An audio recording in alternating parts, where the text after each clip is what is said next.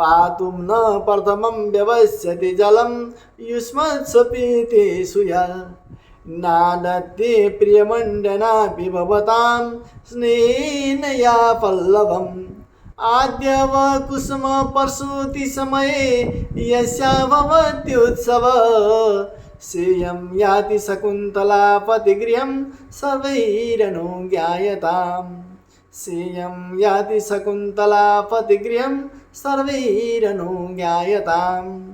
यस श्लोकमा शकुन्तलाको प्रकृतिप्रतिको अगाध प्रेमलाई हामी देख्न सक्छौँ। ऋषि कण्वले आफ्ना पतिका घरमा जाँदै गरेकी शकुन्तलालाई देखाउँदै आश्रमका वृक्षहरूलाई भन्नुहुन्छ, हे वृक्ष हो, वास्तवमा शकुन्तलाले तिमीहरूलाई एउटा पिताले सन्तानलाई जति माया गर्छिन् त्यति नै माया गर्छिन्।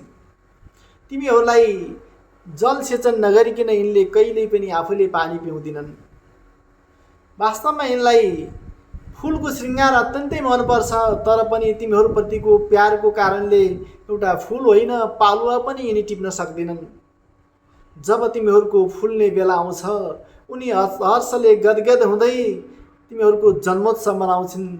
यस्ती तिमीहरूकी प्यारी शकुन्तला आज तिमीहरूलाई छाडेर आफ्ना पतिको घरमा जाँदैछन्। हे वृक्ष हो, प्यारका साथ यिनलाई विदाईको हात हल्लाऊ। यो यस श्लोकको अर्थ हो। हस्त धन्यवाद।